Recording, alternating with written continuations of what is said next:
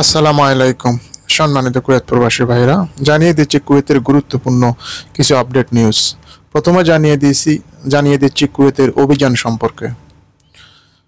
কুয়েতের আইন লঙ্ঘনকারীদের গ্রেপ্তার এবং আইন প্রয়োগের চলমান প্রচেষ্টার অংশ হিসাবে স্বরাষ্ট্র মন্ত্রণালয় 8 মে 2025 তারিখে সাবা আল সালেম এলাকায় একটি ব্যাপক নিরাপত্তা ও ট্রাফিক অভিযান পরিচালনা করে।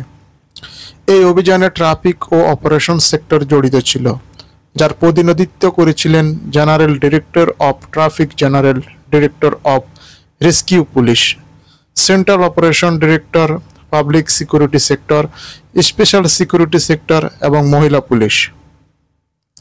এই অভিযানের ফলে 804টি বিভিন্ন ট্রাফিক লঙ্ঘনের মামলা জারি করা হয়েছে। আবাসিক আইন এবং শ্রম আইন লঙ্ঘনের অভিযোগে 6 জন ব্যক্তিকে গ্রেপ্তার করা হয়েছে, তবে তারা কোন দেশের নাগরিক সেটা কোনো উল্লেখ করা হয়নি। কর্তৃপক্ষ আরও 10 জন লোককে বিভিন্ন কারণে গ্রেপ্তার করা হয়েছে। পরিচয়পত্র বা আকামা নেই এরকম 5 জন লোককে গ্রেপ্তার করা হয়েছে। আইনি প্রক্রিয়ার জন্য 6টি যানবাহন জব্দ করা হয়েছে। অস্বাভাবিক অবস্থায় চলাফেরা করার জন্য 1 জন লোককে আটক করা হয়েছে। স্বরাষ্ট্র মন্ত্রণালয় নিশ্চিত করছে যে লঙ্ঘনকারীদের গ্রেপ্তার এবং আইনের শাসন সমুন্নত রাখার জন্য দেশের সকল অঞ্চলে তার অভিযান অব্যাহত থাকবে।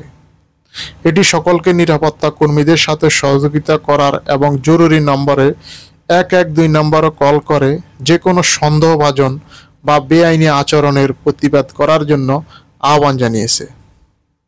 কুয়েতের অভিযান বর্তমানে চলছে, এক দিন এক এলাকা চলছে।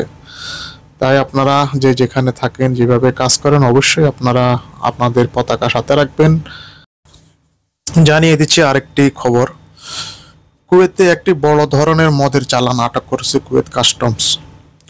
কুয়েত কাস্টমস 3591টি মদের বোতল আটক করেছে।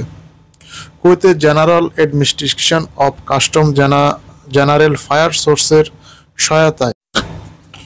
সহায়তায় বিদেশ থেকে আসা 20 ফুট লম্বা একটি কন্টেইনারের ভিতরে শক্তভাবে লুকানো পরিমাণের মদ পাচারের চেষ্টা সফলভাবে ব্যর্থ হয়েছে।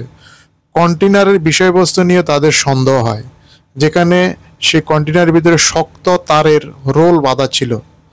সেই সন্দেহের কারণে তারা সেই কন্টেইনারটি ওপেন করে এবং কন্টেইনারটি খোলার পর দেখা যায় সেখানে 3591টি মদের বোতল তারা সেখানে পায়। পরবর্তীতে সেই মদের বোতলগুলো তারা নষ্ট করে ফেলে বা ভেনিশ করে ফেলে এবং কর্তৃপক্ষ তার বিরুদ্ধে যে মদের চালান নিয়ে এসেছে তার ভিতর আইন অনুযায়ী ব্যবস্থা গ্রহণ করেছে।